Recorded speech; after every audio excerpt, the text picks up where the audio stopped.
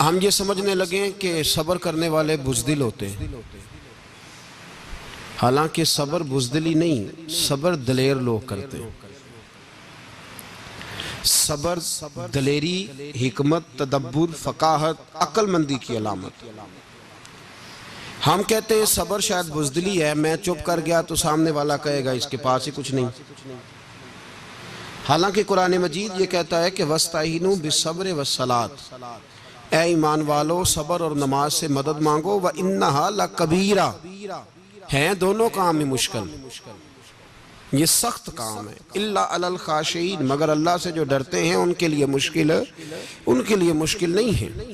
تو قرآن مجید نے تو کہا یہ کبیرہ ہیں، سخت ہیں، بڑے کام ہیں۔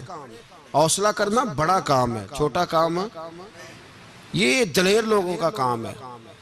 حوصلہ کرنا، جس آدمی میں حوصلہ پیدا ہو جائے نا، ساری دنیا اسی کی ہے، اس کا سب سے گزارا ہو جاتا ہے۔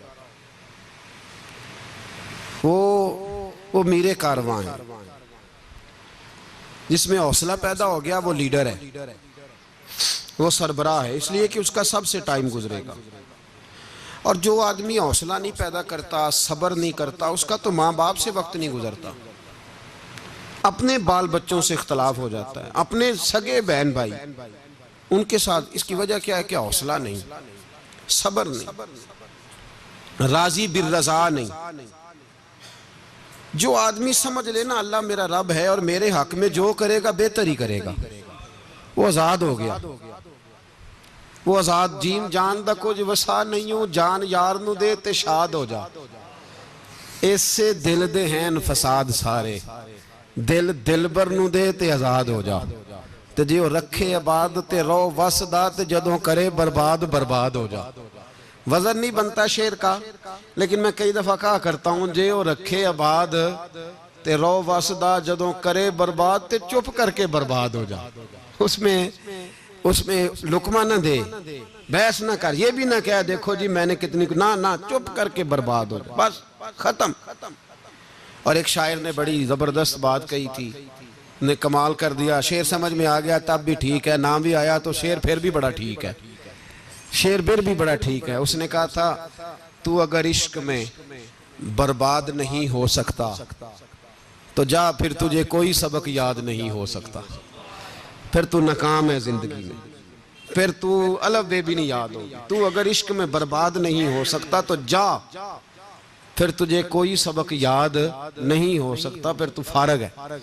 تو عزیزو یاد رکھو، صبر، حوصلہ، دانائی یہ آپ کو بڑا کرے گی۔ میرے رسول پاک صلی اللہ تعالیٰ علیہ وسلم کو اللہ نے سمندروں سے بڑا حوصلہ عطا فرمایا تھا، سمندروں سے بڑا، سمندروں سے بڑا مشکل ہوتا ہے بیٹی کے قاتل سے صلح کرنا، بڑا مشکل ہوتا ہے، بڑا مشکل ہوتا ہے کانٹے بچھانے والوں کے رستوں میں پھول بچھانا۔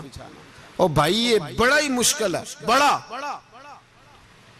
بڑا، جنہوں نے پتھر برسائے ہوں، مکے سے نکالا ہو، ان کے گلے میں پھولوں کے ہار ڈالنا، پر سلام اس پر کہ جس نے دشمنوں کو بھی قبائیں دیں، سلام اس پر کہ جس نے گالیاں سن کر دعائیں دیں۔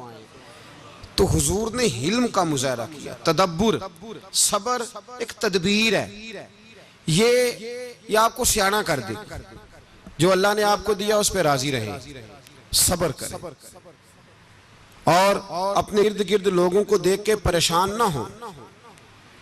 نبی پاک علیہ السلام نے اپنی امت کو صبر سکھایا، اور ساتھ یہ بھی حکم فرمایا کہ مصیبتیں اور مشکلیں بڑے لوگوں پہ آتی ہیں، چھوٹوں پہ مشکلات، جو دل کے چھوٹے ہوں، ذہن کے چھوٹے ہوں، ان پر اللہ مشکل نہیں ڈالتا۔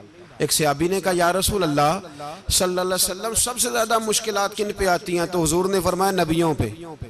کن پہ یا رسول اللہ اس کے بعد؟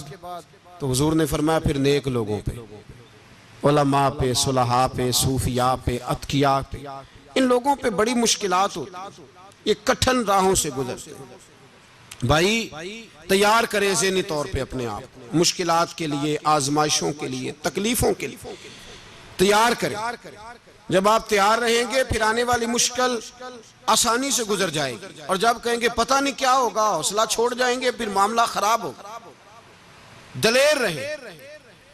نبی پاک صلی اللہ علیہ وسلم کے مدینے آنے سے پہلے ایک شخص تھا، عبداللہ بن ابی سلول اس کا نام تھا. تو مدینے والے لوگ اس کو اپنا پیشوا مانتے تھے، اوس بھی خزرج بھی. اس کی تاج پوشی بھی کی، بڑی اس کی منتا تھی. جب حضور آ گئے تو اس کا کاروبار بند ہو گیا. اب لوگ یہ نہیں سمجھتے کہ میں غلط ہوں، لوگ کسی کے مفادات کو ٹھیس پہنچتی ہے تو مخالفت کرنے لگ جاتا ہے.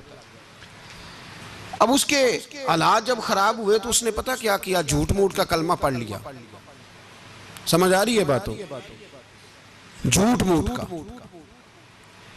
اور منافقوں کا ایک ٹولہ اس نے تیار کر لیا جس کا قرآن مجید نے سورہ منافقون میں ذکر کیا. ایک جنگ کا موقع تھا، نبی پاک صلی اللہ علیہ وسلم تشریف لے گئے تو عبداللہ بن ابی سلول بھی چلا گیا. حضرت عمر فاروق رضی اللہ تعالیٰ عنہ کے ایک غلام تھے، وہ پانی لینے کنویں پہ گئے. ادھر سے انصار میں سے، چونکہ حضرت عمر کے غلام مہاجر تھے، انصار میں سے ایک شخص پانی لینے پہلے سے آیا ہوا تھا. پانی بھرنے میں کوئی اختلاف ہو گیا، جھگڑا ہو گیا، مار کٹائی تک نوبت آ گئی. حضرت عمر کے غلام نے کچھ چیز مار دی، اس شخص کو زخمی ہو گیا.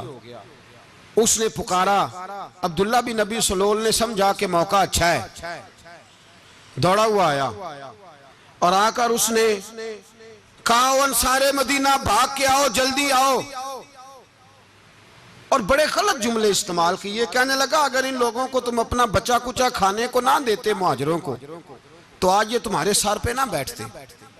معاذ اللہ، ایسی باتوں پہ کہا کرے. بولیں یہ روز مرہ کی گفتگو میں عادت بنائیں، کوئی ایسی بات کرنی ہو تو معاذ اللہ استغفر اللہ کہہ کے کرنی چاہیے. اس نے کہا کہ معاذ اللہ اب ان کو بچا کچا نہ دیں تو یہ ہمارے سر پہ نہ بیٹھتے. شور کیا اس نے. ہمارے ہاں بھی سیانے بندے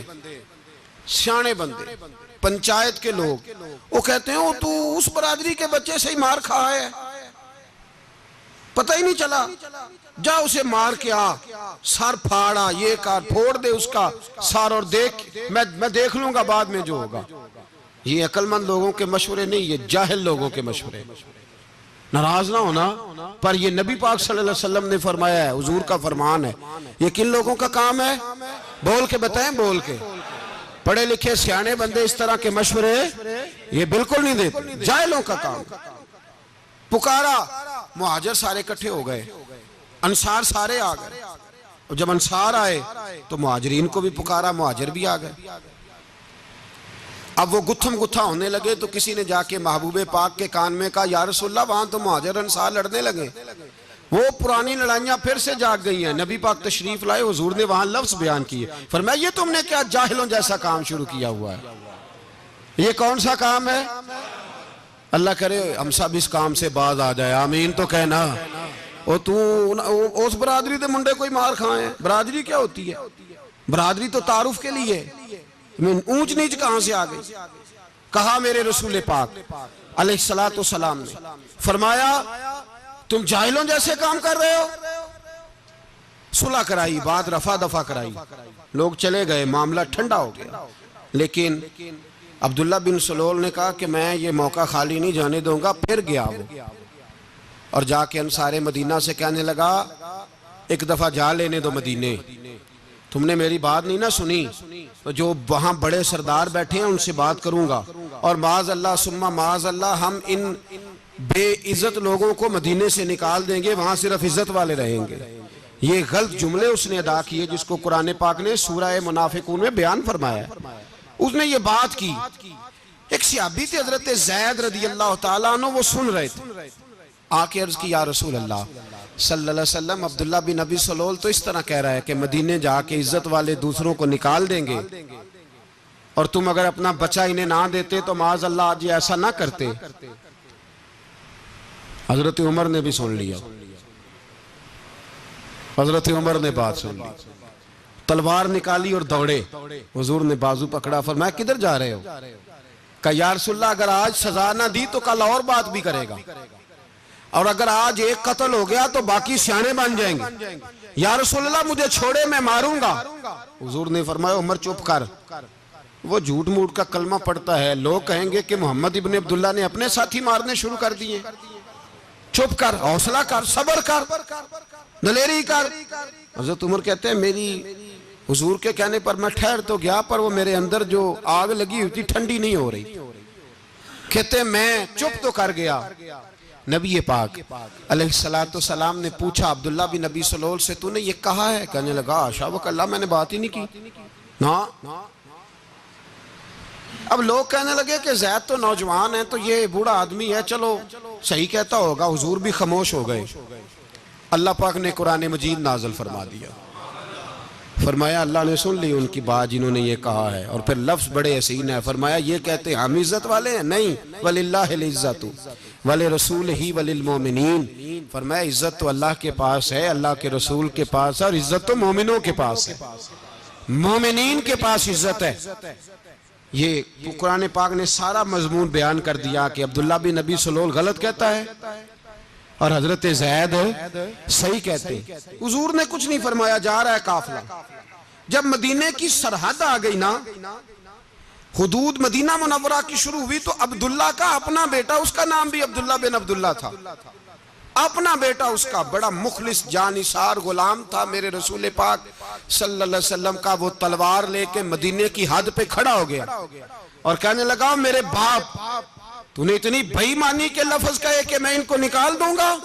کہے اپنی زبان سے کہ میں ذلت والا ہوں, رسول پاک کو اللہ نے بڑی عزت عطا فرمائی, کہے ورنہ میں تیری گردن کاٹ دوں گا. بول, کہے حضور بھی عزت والے اور نبی پاک کے غلام بھی عزت. کہے اپنی زبان سے, کہے میرے رب کا یہ فرمان ہے وَرَفَعْنَا لَكَ ذِكْرَكَ, حبیب میں خود تیرے لیے تیری شانوں کو بلند فرما دوں گا. تو کہے تو دشمن ہو کے کہنے لگا میرے بیٹے مجھے معاف کر دے, مصطفیٰ تو بڑی عزتوں والے ہیں, ان کے غلام شانوں والے. جب بیٹا تلوار لے کے سامنے کھڑا ہوا, شہرت ہوئی, اب نبی پاک نے حضرت عمر کی طرف دیکھا, کہا عمر تیری بات صحیح تھی, اب جو ہوا یہ زیادہ صحیح تھا. وہ میں نے تجھے کہا حوصلہ کر, تدبر کر, وقت کا انتظار کر, یہ صحیح ہوا کہ وہ صحیح تھا. تو حضرت عمر فاروق کہنے لگے یا رسول اللہ میں گواہی دیتا ہوں آپ واقعی اللہ کے سچے رسول ہیں صلی اللہ. اتنی اچھی رائے, وقت فیصلہ کرتا ہے. تدبر سے چلیں, دانائی سے چلیں, علم پیدا کریں.